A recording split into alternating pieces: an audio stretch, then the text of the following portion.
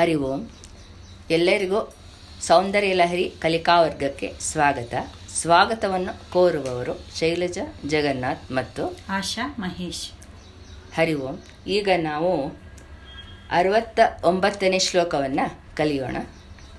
ಗಲೆ ರೇಖಾಸ್ತಿಸ್ರೋ ಗತಿಗಮಕ ಗೀತೈಕ ನಿಪುಣೆ ವಿವಾಹವ್ಯಾನದ್ಧ ಪ್ರಗುಣ ಗುಣ ಸಂಖ್ಯಾ ಪ್ರತಿಭುವಃ ವಿರಾಜಂತೆ ನಾನಾವಿಧ ಮಧುರ ರಾಗ ಕರಭುವಾಂ ತ್ರಯಾಣಾಂ ಗ್ರಾಮಾಣಾಂ ಸ್ಥಿತಿ ನಿಯಮ ಸೀಮಾನ ಇವತೆ.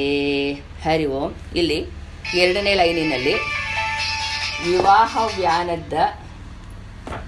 ವಿವಾಹವ್ಯಾನದ್ದ ಪ್ರಗುಣ ಗುಣ ಸಂಖ್ಯಾ ಪ್ರತಿಭುವ ಅದನ್ನು ಒಂದೇ ಲೈನಲ್ಲಿ ಹೇಳಬೇಕು. ಆಮೇಲೆ ವಿರಾಜಂತೆ ಸ್ವಲ್ಪ ಸ್ಮಾಲ್ ಡ್ಯಾಶ್ ಬಿಟ್ಟು ನಾನಾ ವಿಧ ಮಧುರ ರಾಗ ಖರಭುವಾಂ ಇದನ್ನು ಒಟ್ಟಿಗೆ ಹೇಳಬೇಕಾಗುತ್ತೆ. ಗಲೆ ರೇಖಾಸ್ತಿಸ್ರೋ ಗತಿಗಮಕ ಗೀತೈಕ ನಿಪುಣೆ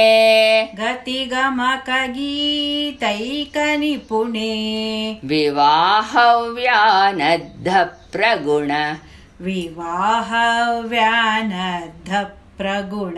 ಗುಣ ಸಂಖ್ಯಾ ಪ್ರತಿಭುವಃ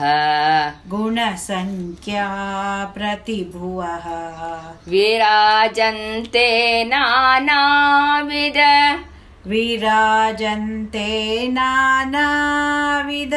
ಮಧುರ ರಾಗ ಕರಭುವಾಂ ತ್ರಯಾಣಾಂ ಗ್ರಾಮಾಣಾಂ ಸ್ಥಿತಿ ನಿಯಮ ಸೀಮಾನ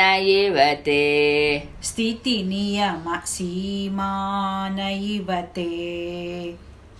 ಗಲೆ ರೇಖಾಸ್ತಿಸ್ರೋ ಗತಿಗಮಕ ಗೀತೈಕ ನಿಪುಣೆ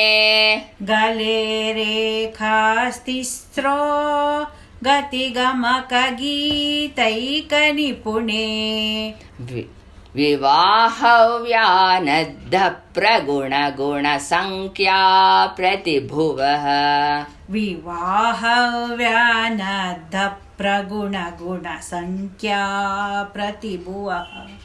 ವಿರಾಜಂತೆ ನಾನಾವಿಧ ಮಧುರ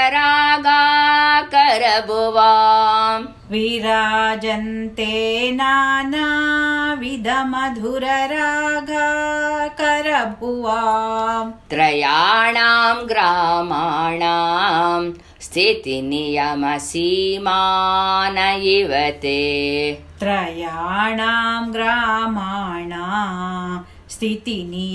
ಸೀಮಾನ ಇವತೆ. ಗಲೆ ರೇಖಾಸ್ತಿಸ್ರೋ ಗತಿಗಮಕ ಗೀತೈಕ ನಿಪುಣೆ ವಿವಾಹವ್ಯಾನದ್ಧ ಪ್ರಗುಣ ಗುಣ ಸಂಖ್ಯಾ ಪ್ರತಿಭುವಃ ವಿರಾಜಂತೆ ನಾನಾವಿಧ ಮಧುರ ರಾಗ ಕರಭುವಾಂ ತ್ರಯಾಣಾಂ ಗ್ರಾಮಾಣಾಂ ಸ್ಥಿತಿ ನಿಯಮ ಸೀಮಾನ ಇವತೆ. ಹರಿ ಓಂ. 69ನೇ ಶ್ಲೋಕದ ಭಾವಾರ್ಥ ಹೀಗಿದೆ.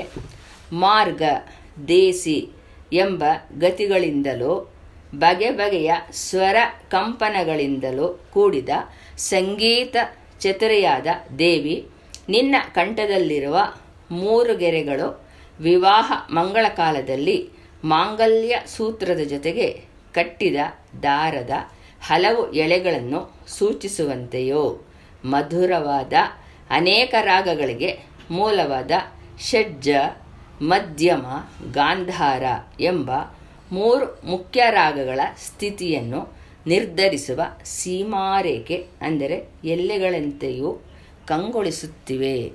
ಹರಿ ಓಂ.